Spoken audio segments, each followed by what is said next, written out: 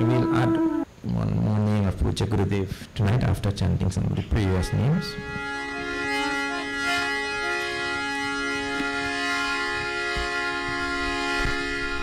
Om Phalasakti Rahitaya Namaha.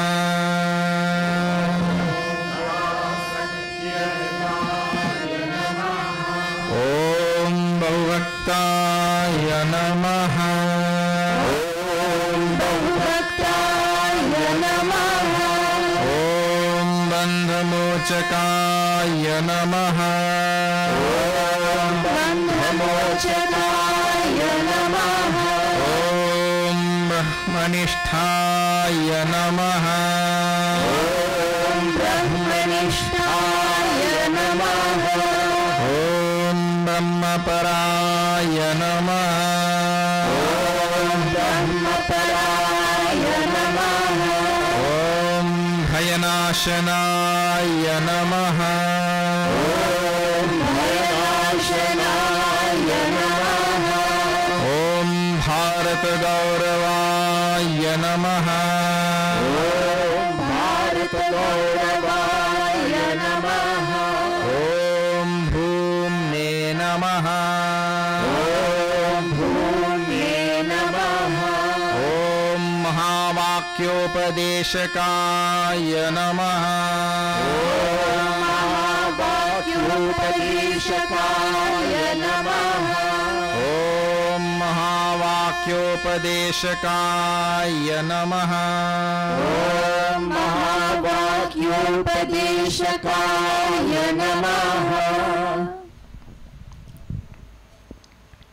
Mahavakya Upadeshaka. This is his name. Mahavakya Upadeshaka.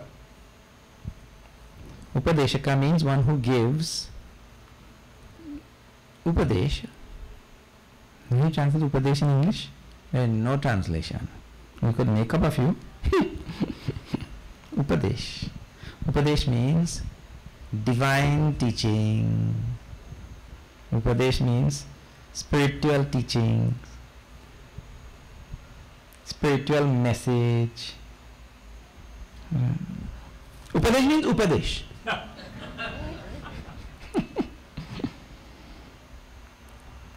He gives this Upadesh on what?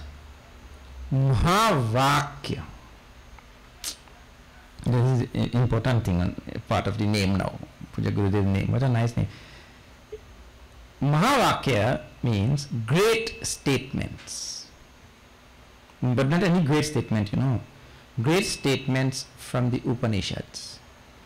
And even when we say great statement from the Upanishads, those statements from the Upanishad which point directly to the reality. First thing.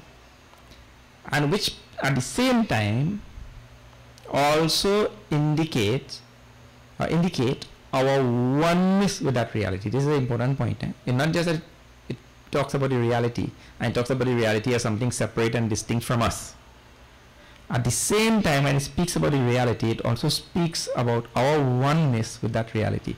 Please remember, this is an underlying theme of all Hindu teaching, right? What is that? We are never separate or apart from God. We can never be. If you ever say in any religion that God is all pervasive, and then you are saying that you are separate from God and apart from God, something had to be really wrong with your head. If on the one hand you are saying God is all pervasive, and on the other hand you are saying God is somewhere else and he is not connected to you, and you are saying two contradictory things. Since God is all pervasive, he is never separate from us. So the Mahavakya of the Upanishads point out these things. What? Tat Tvamasi. That art thou. Thou art that. Tat Tvamasi. You are that. There are 4 Mahavakyas from the 4 Vedas. Remember, Upanishads come from Vedas, So Tat Tvamasi is one. Second one is Aham Brahmasmi. I am that absolute reality. That is like one way of saying I am the ocean. So the wave is not speaking from the point of view of his size and his shape and his name. He's speaking from the point of view of his content, which is H2O. I am the ocean. In the very same way, Aham Brahmasmi, I am that reality. This is the second Mahavakya. The third Mahavakya is Prajnanam Brahma. Brahma is consciousness, awareness, pure awareness, infinite awareness. And the fourth Mahavakya is Ayam Atma Brahma. This Atma, individual self, individualized self, is nothing but the Supreme Self. They are one.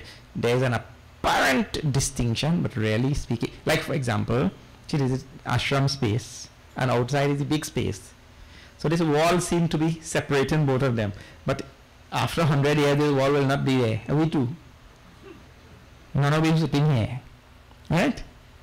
Wall will be gone, ashram will be gone, all will be gone. Right? So, when wall gone, this space which is inside ashram space and the outside infinite space, which you seemed to have bifurcated, they will once again be one. There's some temporary appearance of separation of the wall. So it doesn't this body temporarily separates Atma from Paramatma. That Paramatma which is separated and which has been demarcated by this body, that is called as Atma, but is nothing but Paramatma. This space here is nothing but part of the infinite space, like that. So this is the fourth Mahavakya. I am Atma Brahma. So he gives Upadesh on these Mahavakyas. Now these are not the only Mahavakyas. These are the four main Mahavakyas from the Vedas. There are so many Mahavakyas in this Bhagavad Gita also. We have seen so many. Matta parataram na anyat kinchidasti. Other than me, Bhagavan says, there is nothing in this universe. Vasudeva sarvamiti. Another Mahavakya. See how many great statements are there in this Bhagavad Gita. Everywhere. Maya tatamidam sarvam jagadavyakta murtina. In so many different chapters and all. All these are called Mahavakyas. So Gurudev gave Upadesh on these Mahavakyas. So he's called as Mahavakyopadeshakaya. And Deshaka, in fourth case, becomes Deshakaya. I told you that already. I explained that already. Sounds much Sanskrit technicality. Right. So if you are joining us now, today for the first time, we are seeing Srimad Bhagavad Gita, chapter 12. And we have to finish now. From number 18, 19, 20, we'll chant. Right? No, we'll chant from number 17, the better. Shri Krishna Sharanam Mama, Shri Krishna Sharanam Mama, Shri Krishna Sharanam Mama, Shri Krishna Sharanam Mama, Om Nahishti Hadeshi Nashojati Napanchati.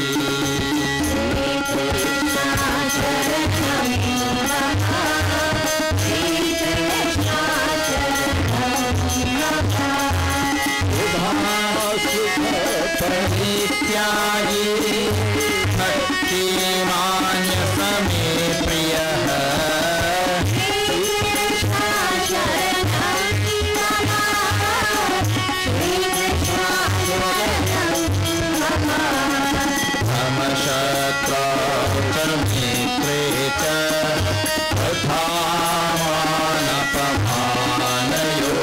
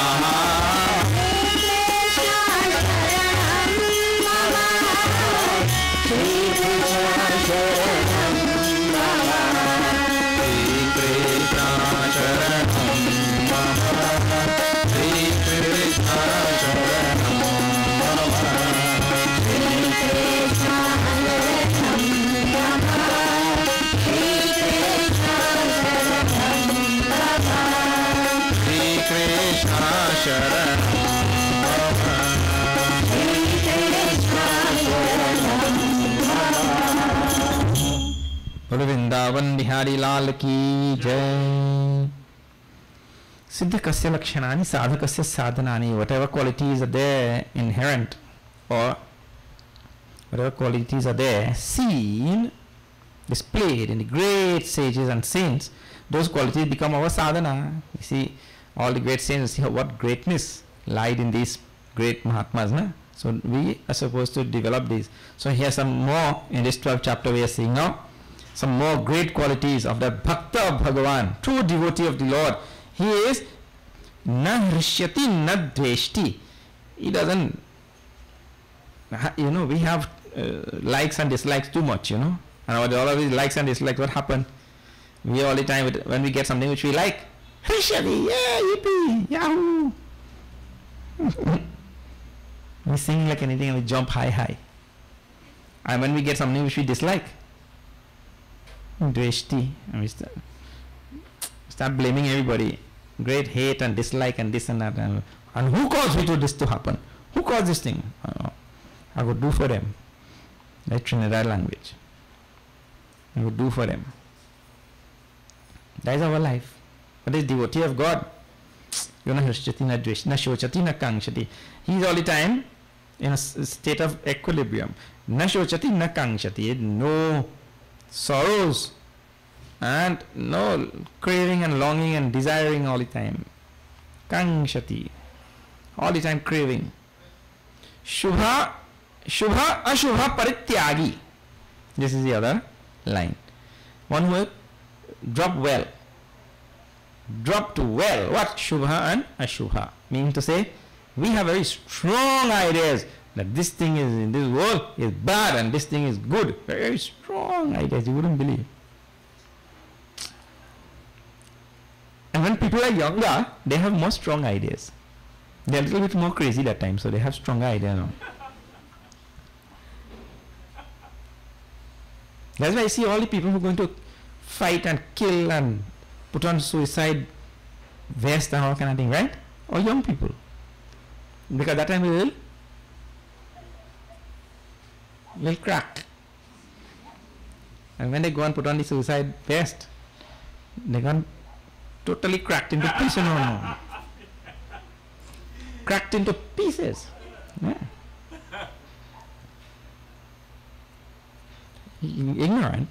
Ignorance leads to all of this thing. One school for suicide bombers. You know it have a school? A school for suicide bombers. So the teacher sit down and have his students sit down there. So he tell the students, now first instruction, look here. You all look carefully and listen carefully, because I am only going to do this once.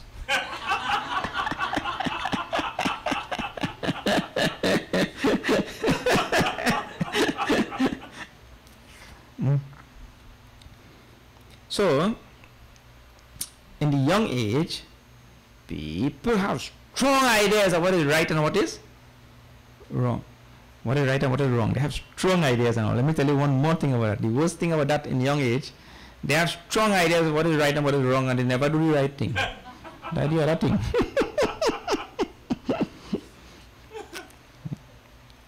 Anyway, so Shubha and Ashubha, this couple of words in Sanskrit represent all of those things which we consider to be, see, like good, bad, right, wrong, proper, improper, proper, like that, auspicious, inauspicious, advisable, not advisable, desirable, undesirable, all of these,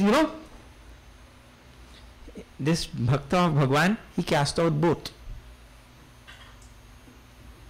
Because in Bhagwan there is no such thing as good and bad, right and wrong and all, nothing. We have all the strong ideas, and based on it, we do all sorts of mad things based on our strong ideas. That is why. Please put this one little restriction in your mind. But whenever you have strong idea about anything, always put, some, okay, let me think about it a little bit more. Let me reflect on it a little bit more. But that is what happens to people. Some strong idea and they go and act on it also. All sorts of things, That's why, see, young people, they elope. And when you hear they elope, that thing in 99% of the cases end up in disaster. The strong idea, no, all you can't tell me what to do, I right. All you? Wrong. Then you have some smart parents also. When the parents know that they're going to lose, they'll say, okay, come. We go married all your auntie.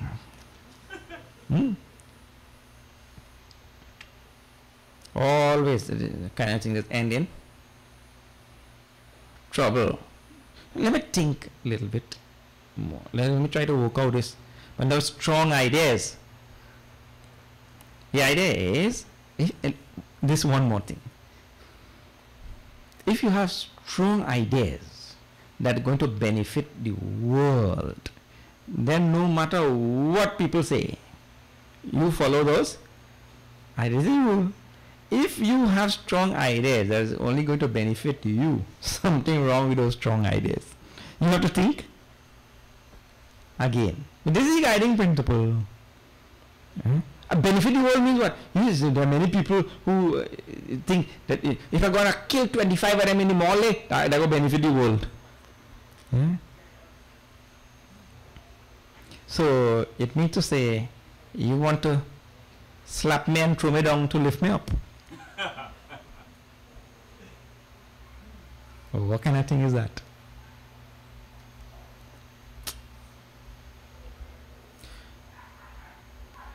That therefore, when you have strong ideas, think. So Shubha and Ashubha, your strong ideas of what is Shubha and what is Ashubha and all, those things have to be guided by selfless masters of the world. Selfless masters of the world. They are to be found. And see, just now we're talking about, Tara was talking about Sri Ramana Maharshi. Selfless masters of the world have to guide our actions like that. Not fly by night.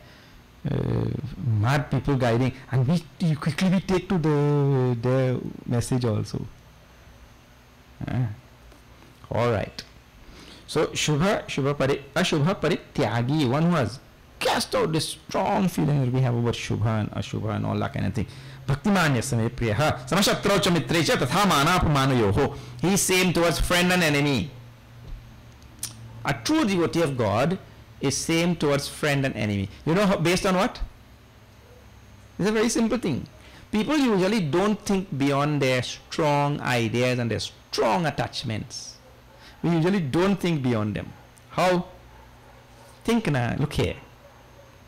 In this world, now this is 2015, right? You go back 2,000 years, 4,000 years, 8,000 years, 16,000 years, whatever number. At that time, there used to be crooks and criminals and saints and sages, two sides or not? That time, 16,000 years, we used to have crooks and criminals. See, one Maha Yuga we call here 4.32 million years. In the first part of it was called a Sat Yuga. In the Sat Yuga alone, Bhagavan had to, out of the 10 avatars, 5 come in that Yuga. 5, Sat Yuga supposed to be so good, eh? Sat Yuga's avatar, no problem. No problem. Sat Yuga supposed to be the best. Why Bhagavan has to take avatar 5 times? Yada yada hi dharmasya glanir bhavati bharata. When the dharma drop down, Bhagavan says he takes avatar. So in Sat Yuga, if you're saying so good, why Bhagavan have to come 5 times? He shouldn't have to come any time. 5 main avatars took in one yuga. That means things were bad. So in that time also, there were great diabolical crooks, and there were great sages. So this is the nature of the Jagat. Please pay attention to this. The nature of the Jagat is, it is made up of the pairs of opposites, right? If it is made up of the pairs of opposites, You will always have people who are very, very, very spiritual and very, very saintly, and you will always have people who are on the other side. You will always have people who are kind and compassionate, and you will have cruel monsters in the world. It will always be there. That's why Ravan was there in the Treta Yuga. Ravan, Kumbhakara, then Khardushan. Look at these guys. Hey, name alone, Khardushan. Dushan? Dushan means he crooked by from name self.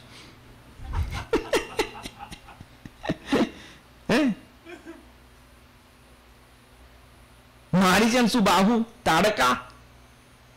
At the same time, Agastya Muni, Ram, Lakshmana, Bharat. Treta Yuga. Right? Atri Muni, all you see, same Ramayana. So the world will always be like that. So a sage now, you see, idealists, people who think in utopian terms, what do they think? No, we'll wipe out this type. Wipe out this type. We don't have this type. That's a strong idea. We'll wipe. Who are you to wipe out? You made this world or what? Hey, Bhagwan made the world with the pair of opposite, not you. And you can wipe from now. You know, that will be like what? That will be wiping mud from our mud wall. The wall made of mud and you're trying to wipe out the mud. You finished?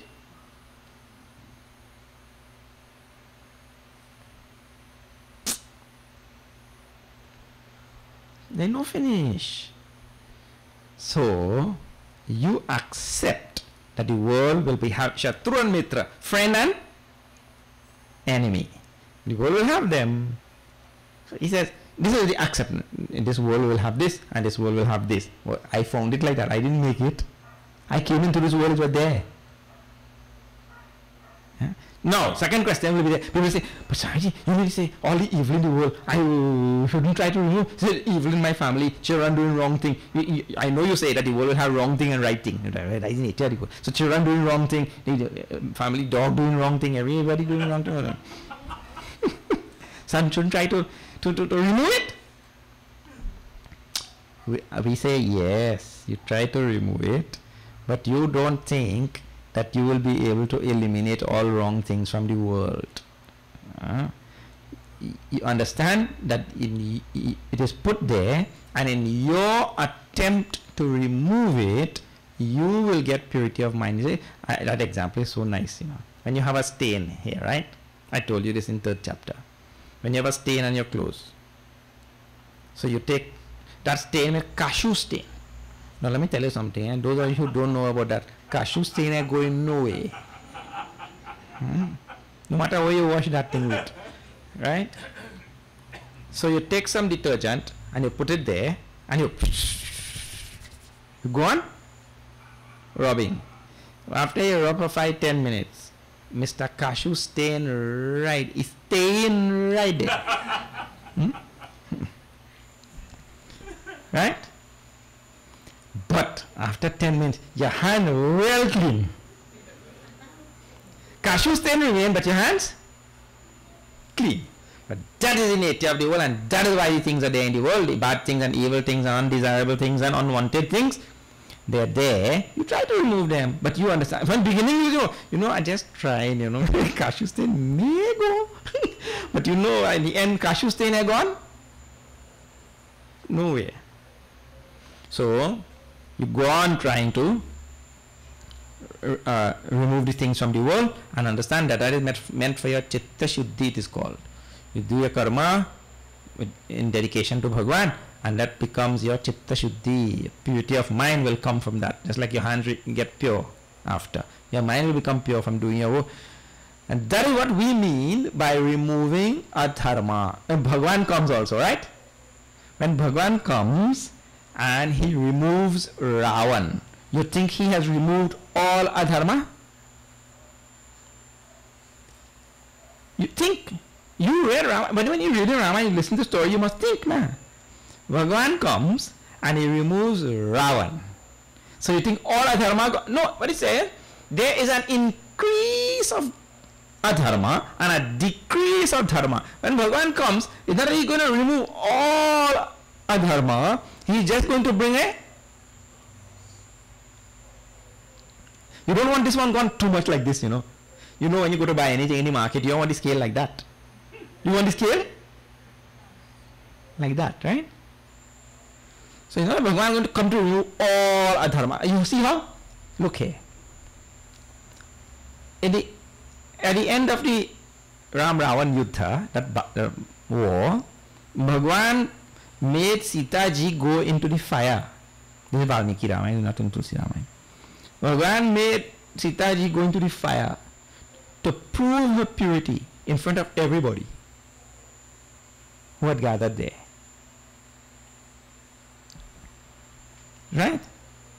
And she came back out unscathed, you know. That means her purity was proven. Yet, some stupid doby, totally ill-informed, and all the people, that dharma? Gossiping what you don't know, telling what you don't know, and then yap. That dharma? So Bhagavan removed adharma? No. It cannot remove therefore, in the path of spirituality, we are not, there's a Shubha and Ashubha. We are not trying to give up one side, we will remove this side. Not possible. You will remove the negative charge from the atom, what will happen to the atom? You have any atom that time? You cannot have this world by removing all the negative things. What you have to do is bring out about a semblance of balance. You can't let one go too much. That is like any one of the charge in the atom getting too much. That atom has to have a balance, isn't it? So, it's not that you're going to remove. So this Rishi, this Muni sage who is being described here, Yogi, he understands this. This world will have Shatru and Mitra, friend and enemy, enemy and friend. You know, both will be there in this world. He knows both are manifestations of the same energy, same absolute reality. And in our quest as a sadhak, as a spiritual aspirant, or even as a member of civil society, we have to go on trying to remove all the negative things. One more reason, you know why? Because for the positive things to grow, to keep the balance, you need effort. For the negative thing to grow, you just have to sit down in your hammock and wait. All the negative things will grow, you see, by themselves, no effort. Anybody ever teach you to lie and say you didn't teach the butter and the cookie and the sugar and the Milo? Who teach you to lie? The lying class was there? No. The negative thing, the evil thing will grow all by itself. Positive thing will not grow by itself. Therefore, you have to go on putting effort to make the positive things grow. You see. So, based on that also, you have to go on doing. Trying to remove the negative means make the positive things grow. That is another way. You see. So, it's not that we are saying, yes, the world will always have this positive and negative, and then from that, some people conclude, well, if it will always have the positive and negative, then what is the sense making any effort to remove anything? Just leave everything, let it grow. But if that is your philosophy, you wait. It will grow until it cover you too.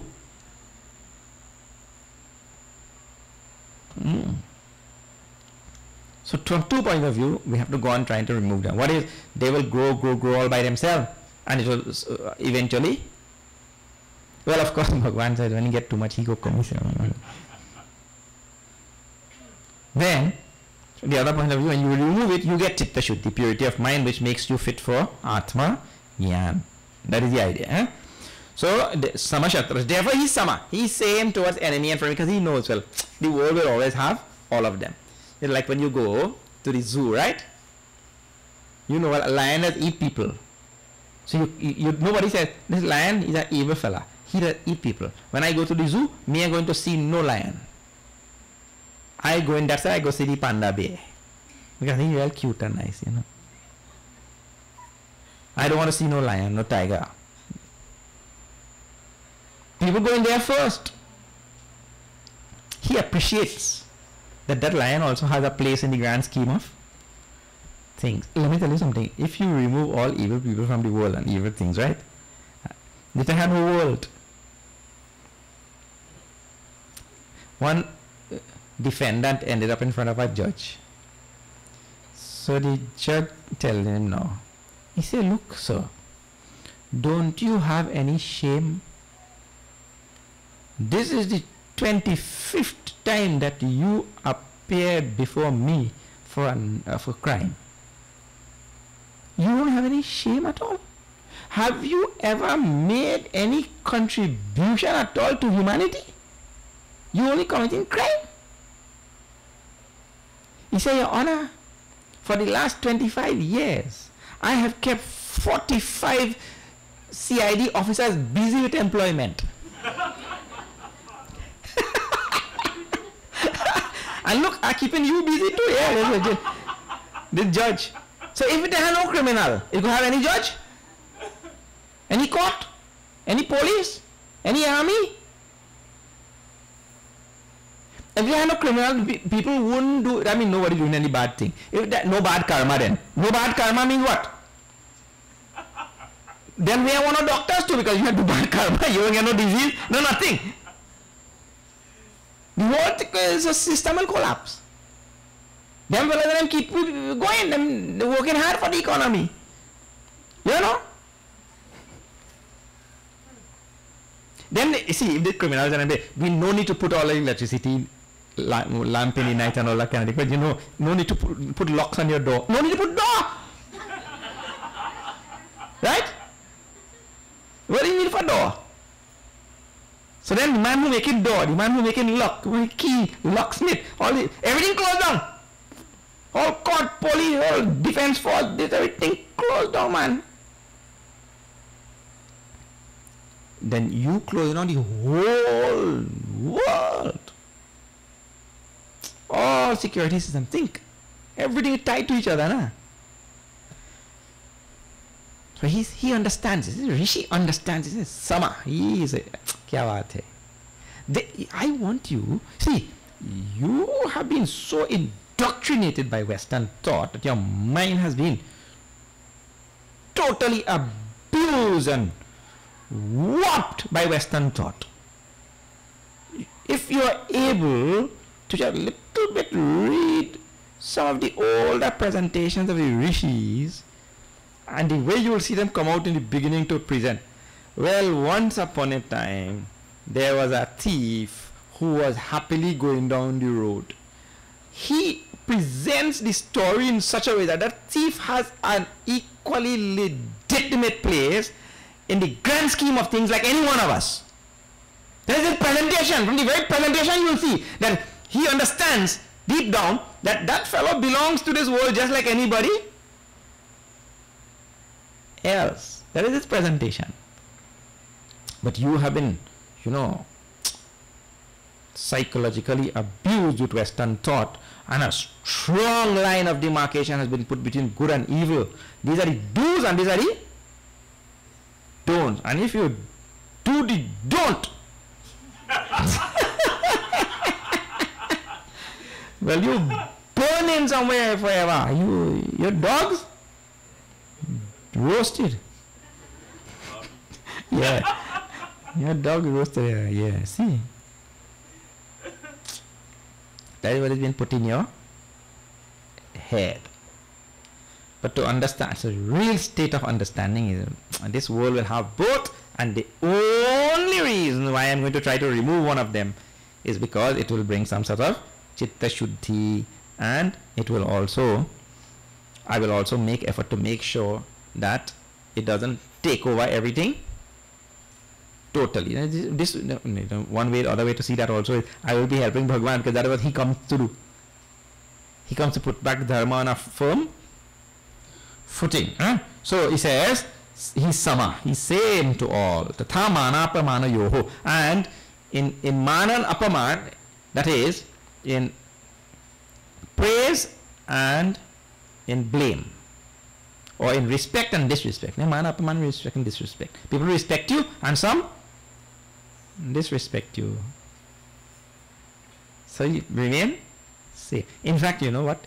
You should be glad when people disrespect you. You should be very glad. Because that really serves to chip away at the ego. And to reach Godhood, we have to be egoless. To reach the state of enlightenment, we have to be egoless. So if somebody disrespect me and that's chipping away at my ego, well, that fellow doing me a favor. Isn't it?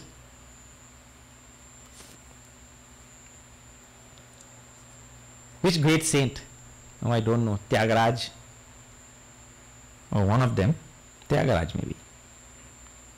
He took his bath in Ganga, or in holy Narmadas, wherever he was, and he was coming, and some man who had scorned him spit on him. He went back and took another bath. Fir kya? Again he fell spit on him. He went and took another bath.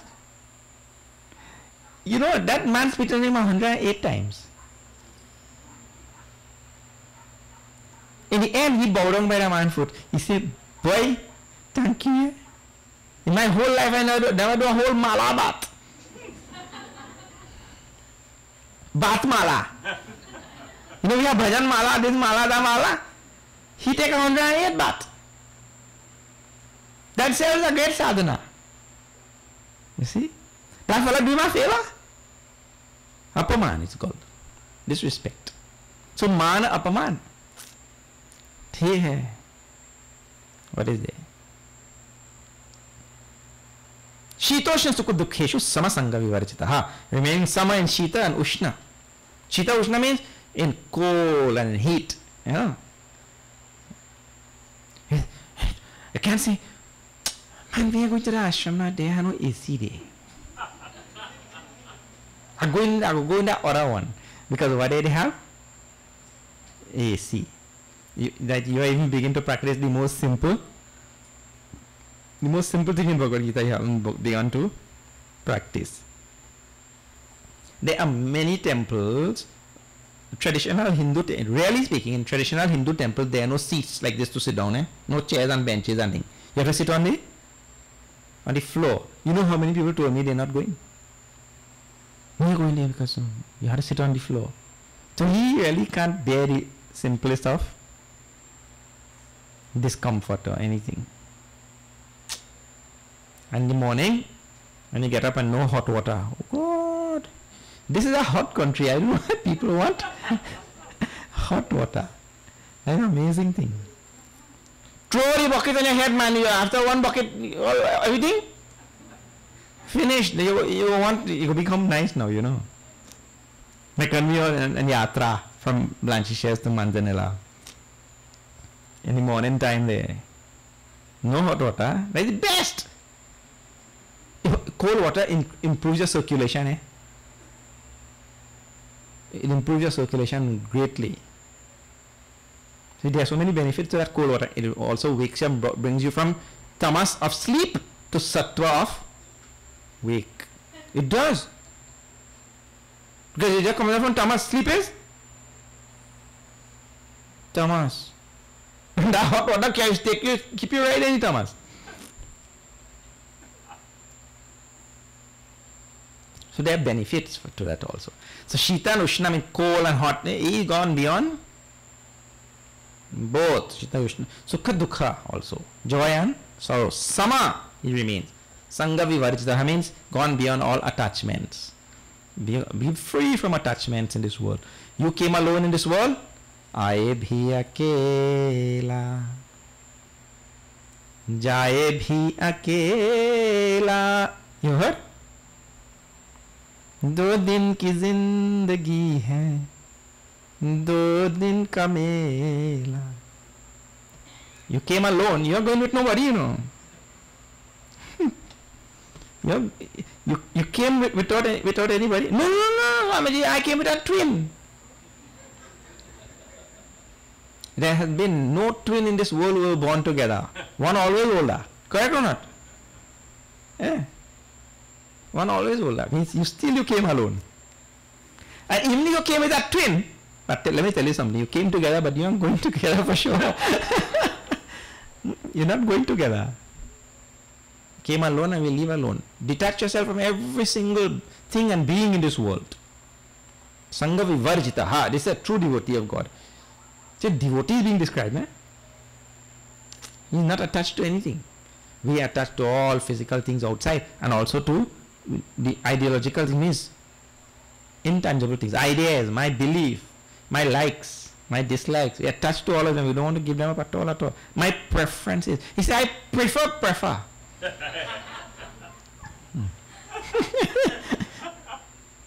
The word prefer. See, I prefer. And he holds on to that. Whatever that means. And he holds on to his idea. So, Sangha Vivarjita, beyond all attachments. Tulyan Indastutir Mauni. He is Mauni. Mauni means a true devotee really is all the time.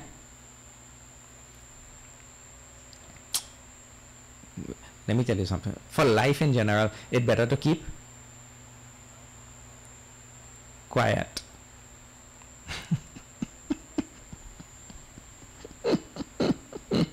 I saw a post yesterday. Male washroom and female washroom. You know, this is how and the male washroom, it have a man with pants, and they have and the female a woman with skirt. So you know, well, this is male and this is female. First the man with pants there on this male, and then the door mark blah. Then female with skirt here, and blah blah blah blah blah blah blah blah blah blah blah.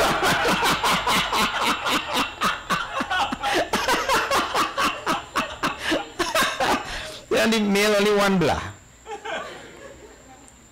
That I am sure that was a married male.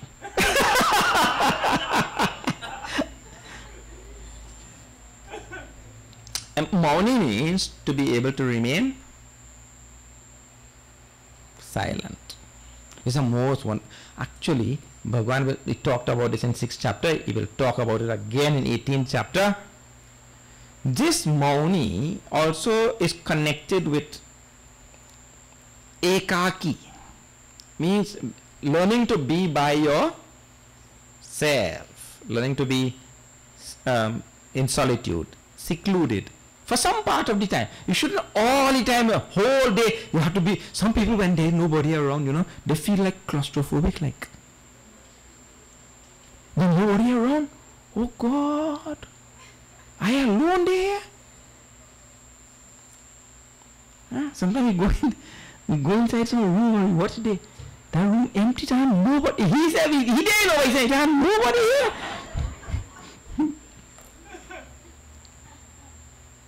You should learn to be quite contented all by yourself. That we dealt with. And here also, even in the midst of other people, and I blah blah blah blah blah blah blah blah yap. Okay, you learn to be quiet is a good thing.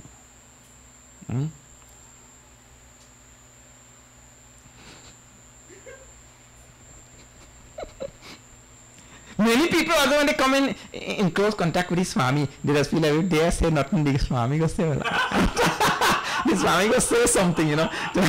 So I better keep talking. So they go on to the Swami just want them to keep quiet, you know. But them feel if I do say something, the Swami goes say, well, what happened to me? I don't know what. No, silence is golden. Have you heard? Silence is golden. Very good. Mauni. Tulya Ninda Stutir. Mauni. Tulya Ninda Stuti means if you blame him and if you praise him, he tulya. Tul in Sanskrit means to balance. Tul, tolna, tul, tola. All those words, the people who know Bhojpuri a long time, you should hear all of these words. Tola is a scale. The scale has to be balance. Hmm? So you see some places here they also call them, there's a tola something, bhaji tola. There's one place here near Makole, bhaji tola. Yeah, you see, bhaji tola. They throw a bhaji there maybe. Plenty bhaji. I mean, that must have been a center for bhaji. You see, bhaji tola. Comes from this Sanskrit, tul, to balance. Tulna in Hindi. So this tulya means he is balanced in blame or in praise. Whether you praise him or you blame him, he is good. ठीक है. Balance. Tulya and sama, they are one and same. Tulya ninda stutil monti. Santushto yena kenachit. Santushto yena kenachit means, you suppose he gone there to the dinner, right? And the people in this country especially, anywhere they go, they always checking out. See, they go to this dinner and that banquet and the other thing, and they will say, last year over there the food was nicer, you know. That food was better. Or your food wasn't so good. He gone there for the food. But santushto yena kinachit mean, man, anything he had to eat, he would. You give him a curry, cook or non-cook too. Tulya. I'm santushta. Santushta means he contented with that. Anything you give. Otherwise, some people, I tell you in the house, oh, that wife cooks something where that husband I like. Vapre. Well, he threw that through the window with plate and everything one time. So it is not something. We have to learn to be content. Okay, ठीक है. Eat the aloo, man. What happened? You ever see anybody die from eating a little aloo? Eat the body. You won't die. The body don't kill nobody.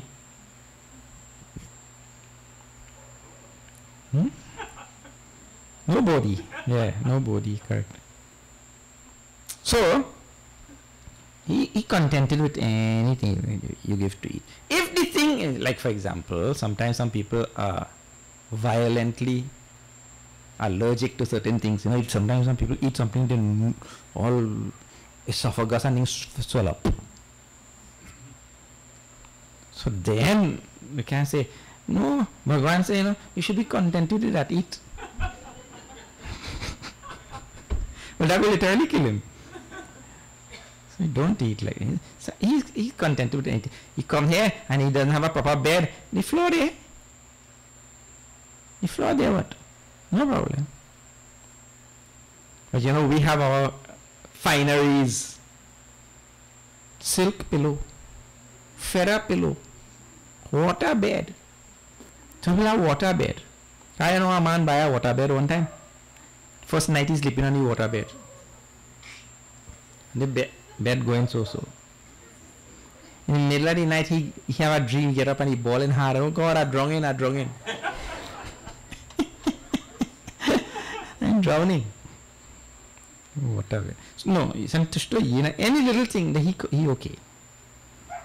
तो मुझे complain about Aniketa Stiramati hi Bhaktiman me prayo na raha. Aniketa means he, that devotee of Bhagwan, true devotee of the Lord, he is Aniketa. Aniketa means he is homeless. Bhagavad Gita teaching you to be homeless? That is the literal meaning, homeless. With no home. No, I know people in Trinidad have so many homeless people. They must study Bhagavad Gita. Yeah. So this is literal. I told you last night also we were seeing words, literal meaning. But literal meaning is, and you know what is meant to be conveyed by Bhagwan. They are different things. That Sarvarambha Parityagi last night we saw.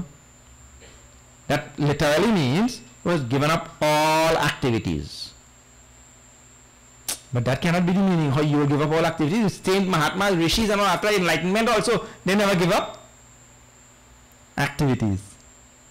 So last night we were seeing that. Today another one. Aniketa means homeless. That means to say, you should not feel that any place in this world is your home. You know why? Because you are perpetuating your finitude and identification with a particular piece of space, and you forget your infinite nature. You should identify with the entire universe. That is the idea. So when you are strongly attached to home, that is why, you know, Shankaracharya in his Sadhana Panchakam, in the beginning also, in the beginning of Sadhana Panchakam, he talks about this quality which every true devotee has to develop. Nijagrihat, he says there, own home, Santyajyatam. That has to be renounced, means mentally. I am staying here, but anywhere I go home. That kind of attitude you have to have. Huh? Otherwise you go all the way in there. So, Swamiji, if we eat the home now, we wonder how to eat this tea, will I get doubles? The way you come India for? Stay in Trinidad and eat? See how he's so attached to home, and what you go get home, and when I get home, I had 2 pillows, you know. Look here, me, I have one self. No, none of the qualities of a true devotee. Not even started. Aniketa sthiramatihi. What all nice qualities. Sthiramatihi means a firm mind. Firm mind we should have. Not all the time, you know, jumping. Firm mind. Bhaktiman me priyo naraha. That person with that devotion, he is dear to me. And in the last verse, ye tu dharmya amritamidam yathoktam paripasate shraddhana mat paramaha bhaktaste tiva me priyaha. Ye tu dharmya amritam idam yatha uktam paripasate. Those people who worship me, developing these qualities, yatha uktam, shraddhana, but really imbued with faith, holding me to be supreme, they are very, very dear to me. He ends the chapter like that. See, if we practice these qualities, because many people practice these qualities, right? There are people who by nature they are quiet, mauni. Have you seen? By nature he is mauni. There are people who say, well, open your mouth self now. One taxi driver, he have his window down, and he have a passenger sitting behind him. So when the rain beat in through this window, he will wet the person in the back, you know. So the rain started falling. His window down. So he's telling the passenger behind, he say, if you hear again wet, open your mouth, eh? And Trinidad language, open your mouth means talk. But he say, if you get in wet, open your mouth, eh? He soak head to toe and his mouth open.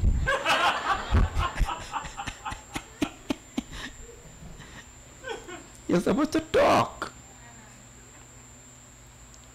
When it is necessary, you talk. No, Swamiji, I can't express myself, you know. I don't know how to express myself. I am not very good at expressing myself. But you have to learn. For one who doesn't talk, right, because he cannot express himself, he's not mauni.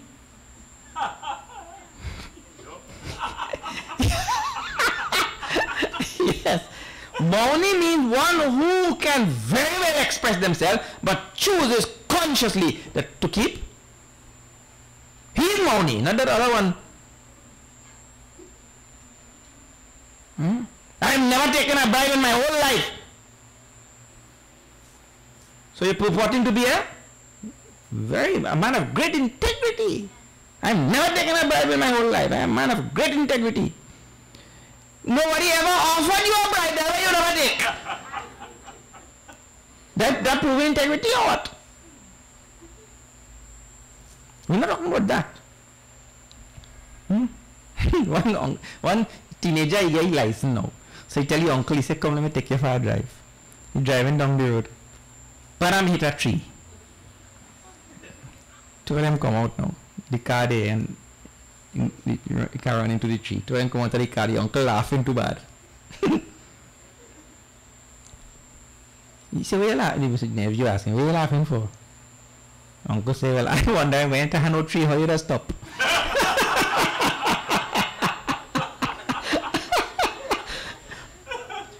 Because he bring the car to a stop, that means he's a good driver. You know, man, I have my license 25 years now and I never make one accident. Because after getting the license, he never drive. How you make accident? Not like that. So, what we are talking about, the qualities which are there, like Mauni, means one who is quite capable of expressing very well but chooses to be Mauni. So now those qualities, when we see in people, have been developed by devotees or developed by people in society. If that quality is accompanied by Shraddha, that is what I said in the last line, Shraddhadhana Amar Paramaha, with great Shraddha in Bhagavan, holding him to be supreme. He says those people who have the quality but have great Shraddha in him also, they are Ativa Priya. His first time in the chapter he adds the word Ativa. Ativa means extremely dear to me. That is, he has added that. So what? You may have some great quality, but if you don't have Shraddha in Bhagavan, the quality has to be accompanied by Shraddha in the Lord. See? That is the idea. Okay, so that is the end of chapter 12. You must have Shraddha in developing these great qualities also, accompanying these great qualities also. Om Tat Sarati Shrimad Bhagavad Gita Su Upanishadsu Brahma Vidyayam Yoga Shastra Shri Krishna Arjuna Samvade Bhakti Yogo Nama is 12th chapter. Dvadashaha Adhyayaha, 12th chapter entitled Bhakti Yoga. We saw that. Merging with Bhagavan through Bhakti. Now, in the next verse now, in the next chapter now, chapter 13, Bhagavan starts. Now, in some recensions of Bhagavad Gita, there is a question by Arjuna in the beginning of the 13th chapter. In the recensions which you have in front of you there, Gita Press. We will keep Gita Press as the authoritative publication. Gita Press as the authoritative publication. In the Gita Press recension, who has Gita Press there? Any Arjuna Uvacha in the beginning of 13th chapter? No? Gita Press. In Gita Press, that first verse by Arjuna, that is absent. Bhagavan starts to talk directly. That is what we hold as authority. Gita Press. It means to say, if that one verse by Arjuna in the beginning of this 13th chapter, which some recensions have, that will mean Bhagavad Gita will have 701 verses. That is the one. It comes in the 13th chapter. But traditionally, it is held that Bhagavad Gita only has 700 verses. So some people prefer to add that one verse and make it 701. Because you know Hindu people now. You know when they give in money and they have $100, they put 101. Like that. So they want to Gita, 700 man, how will we do not? You put 701. So they add that verse there. Right? Now, Sri Bhagavan Uvacha, the Lord speaks chapter 13. Shri Krishna Sharanam Mama, Shri Krishna Sharanam Mama, Shri Krishna Sharanam Mama, Shri Krishna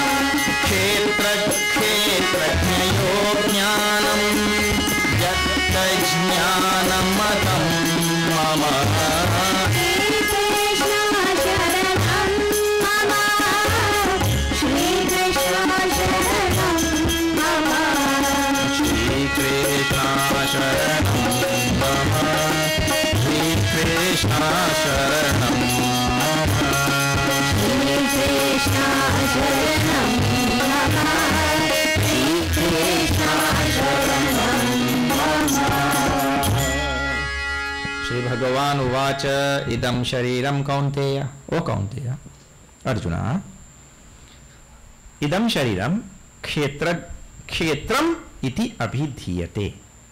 This body is called, now see, let me tell you something.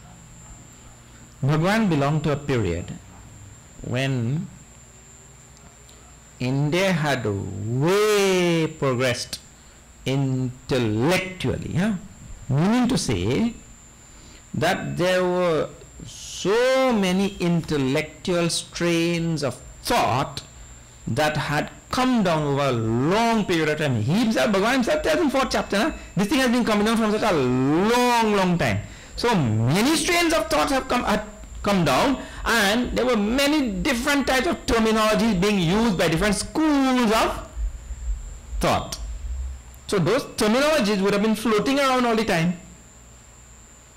We hear so many things all the time, like now right. If you listen carefully, in Hinduism itself, I'll just show you what I mean.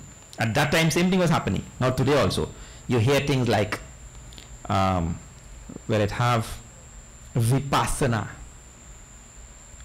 Then there are things like Sahaj Yoga. Then there is Raj Yoga. Then there is Kundalini Yoga. Then wait ends. Then there is Karma Yoga, Bhakti Yoga, Heart Yoga, Hot Yoga, Bikram Yoga. Really, how can I think you see? How many different types of yoga, right? The number of terminologies that you hear, then there are different types of meditation, right? And some people, when they teach meditation, they tell you some light is there, you watch this. You have to go and watch in that light. Now, that type of meditation is so different from the meditation which is spoken of in Bhagavad Gita. So you will hear all sorts of things floating around. So Bhagavan has to deal with them in his time. So now, he talks about this body, and he talks about the one inside who knows everything about it. And here the body includes body, mind, intellect. And there's one inside who knows the body, mind and intellect. You know when your mind is disturbed, na? You know when you're confused, na? Or you're confused about that too. You know when your body is paining? You know when you're watching the mirror? Well, I think I have to go on a diet, because this body is now overstepped its bounds. You know your body, you know your mind, you know your intellect. Who is the one who knows? No, this is simple language. But in those days now, they used to have this body here. He says, this body, oh my dear Count here, is called as Kshetra, the field. The body, mind, intellect is called the field. Now you might watch out in the field like this. That is which is observed, isn't it? So you can observe your body, mind and intellect. It is called field, the Kshetra. Then, etad jo vetitam prahu kshetra jnetitam vidaha. And those who know about this philosophical tradition, they say that the one who knows this body, mind and intellect, he is called as kshetrajna.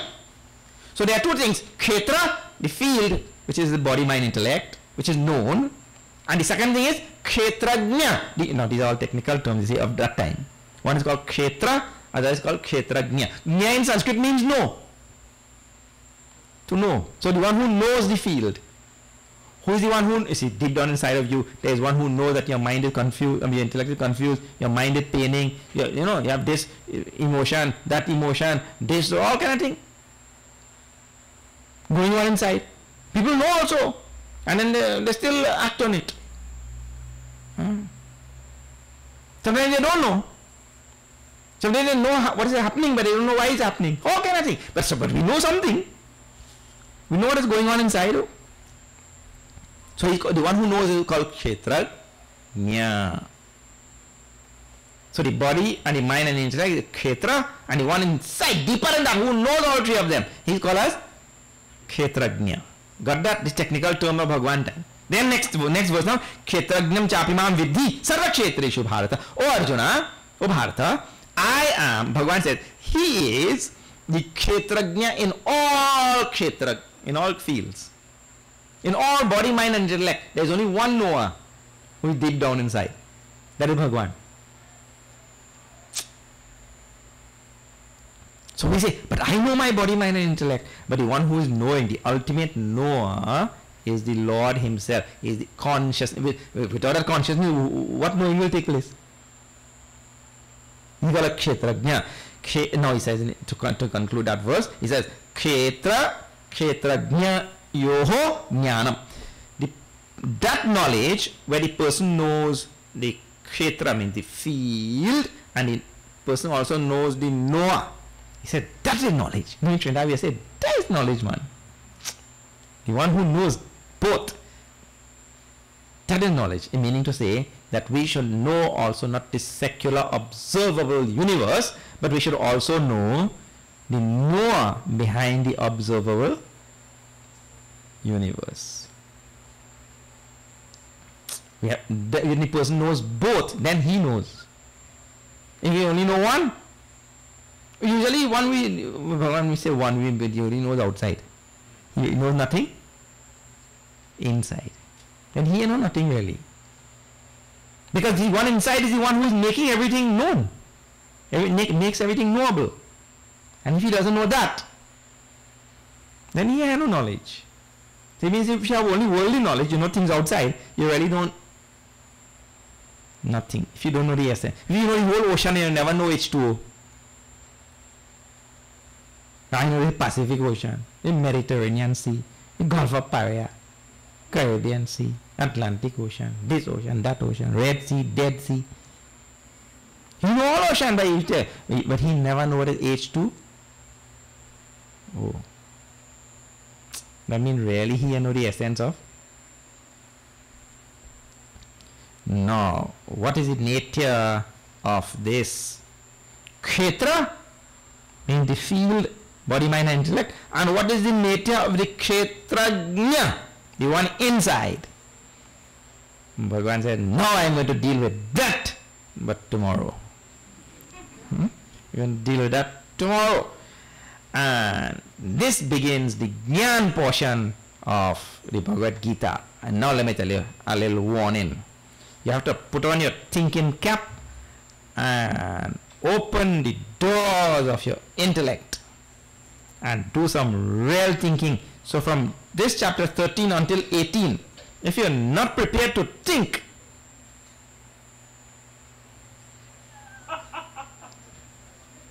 your head goes sure break.